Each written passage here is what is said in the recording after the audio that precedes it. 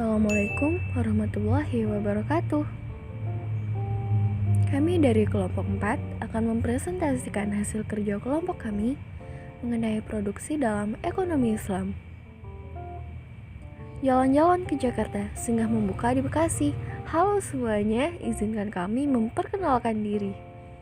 Saya sendiri Ainunisa Nurhijat Hakim dan lima rekan saya lainnya, Firdina Kusmaning Tias, Maghfirah, Warga Barokah Sugiarto, Inur Lailatul Muawana, dan Ahmad Fahmi Yusuf akan menemani waktu belajar Anda pada hari ini. Menurut beberapa para ahli, produksi adalah kegiatan yang dilakukan manusia dalam menghasilkan suatu produk baik barang maupun jasa, yang kemudian dimanfaatkan oleh konsumen atau produksi sebagai satu proses mengubah kombinasi input menjadi output. Jadi bisa disimpulkan bahwa secara ringkasnya, produksi ekonomi dalam Islam adalah serangkaian kegiatan untuk menghasilkan barang, bukan hanya untuk individu tetapi masyarakat dan makhluk lainnya bertujuan kemaslahatan. Serangkaian kegiatan tersebut dilakukan sesuai dengan tuntunan Allah dan Rasul, dan kebebasan mengelola berbagai elemen dalam produksi diberikan kewenangan kepada manusia. Namun kepemilikan dipegang oleh Allah. Apabila dikerjakan sesuai dengan tuntunan, maka akan pahala yang didapat. Dalil-dalil yang berhubungan dengan konsep produksi dalam ekonomi Islam. A'udzubillahiminasyaitonirrajim. Bismillahirrahmanirrahim.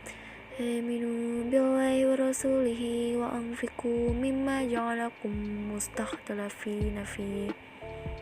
Fallazina amanu minkum wa anfaqu lahum ajrun kabir.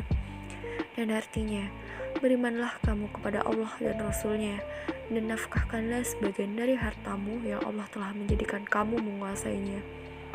Maka orang-orang yang beriman di antara kamu dan menafkahkan sebagian dari hartanya memperoleh pahala yang besar.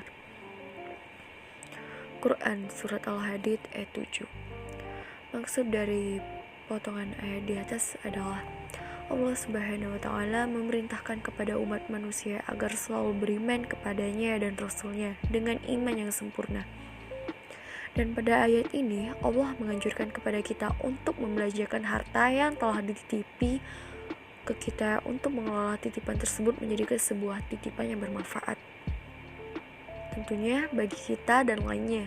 Karena pada dasarnya harta yang dititipi kepada kita sekarang terdapat bagian Allah bagi mereka yang kurang. Maka dari itu Allah Subhanahu wa Ta'ala memberikan petunjuk kepada kita agar dapat memanfaatkan harta yang dititipkan dengan baik sesuai dengan ketaatan kepadanya.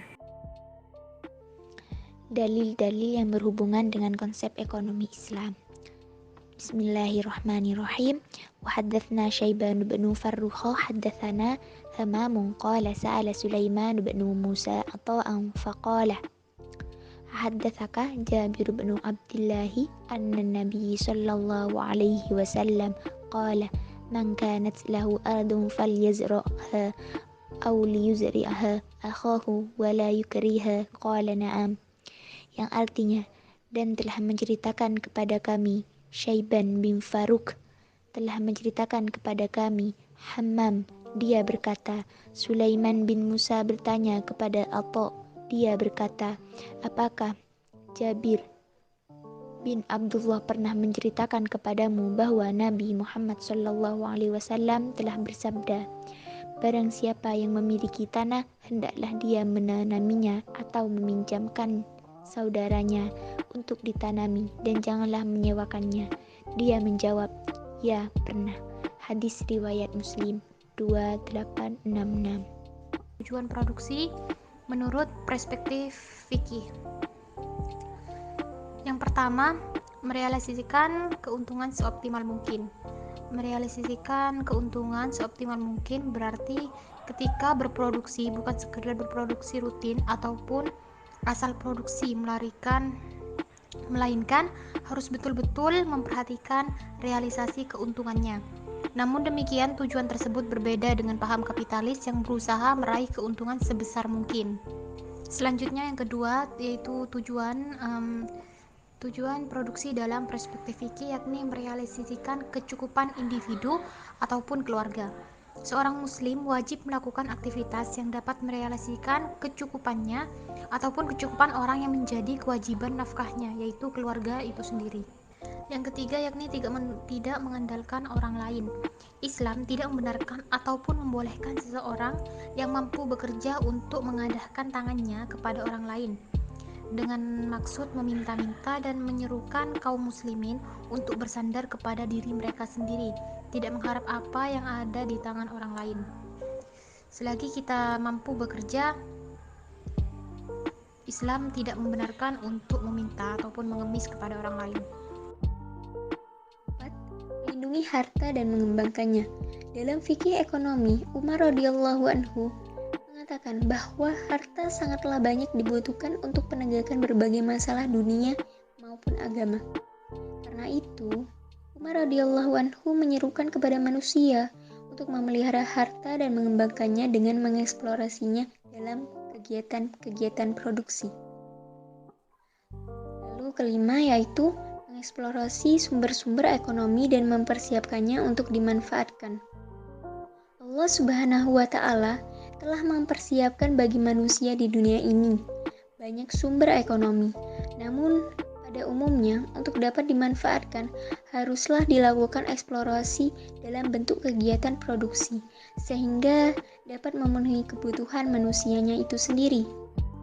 Dan yang terakhir, 6, yaitu tentang pembebasan dari belenggu ketergantungan ekonomi. Bangsa yang memproduksi kebutuhan-kebutuhannya adalah bangsa yang mandiri dan terbebas dari belenggu ketergantungan ekonomi bangsa lain. Sedangkan bangsa yang hanya mengendalikan konsumsi akan selalu menjadi tawanan belenggu ekonomi bangsa lain. Tujuan produksi dalam perspektif fikih, takarub kepada Allah Subhanahu wa Ta'ala. Seorang produsen muslim akan meraih pahala dari sisi Allah Subhanahu wa Ta'ala disebabkan aktivitas produksinya, baik tujuan untuk memperoleh keuntungan, merealisasi kemapanan, melindungi harta dan mengembangkannya, atau tujuan lain selama ini menjadikannya aktivitasnya tersebut sebagai pertolongan dalam menaati Allah Subhanahu wa Ta'ala. Semua tujuan produksi dalam Islam pada dasarnya adalah untuk menciptakan maslahah yang optimum bagi manusia secara keseluruhan sehingga akan dicapai falah yang merupakan tujuan akhir dari kegiatan ekonomi sekaligus tujuan hidup manusia. Falah itu sendiri adalah kemuliaan hidup di dunia dan akhirat, akan memberikan kebahagiaan hakiki bagi manusia. Dengan demikian, kegiatan produksi sangatlah memperhatikan kemuliaan dan harkat manusia, yakni dengan mengangkat kualitas dan derajat hidup manusia. Kemuliaan harkat kemanusiaan harus mendapat perhatian besar dan utama dalam keseluruhan aktivitas produksi. Karena segala aktivitas yang bertentangan dengan permuliaan harkat kemanusiaan bertentangan dengan ajaran Islam.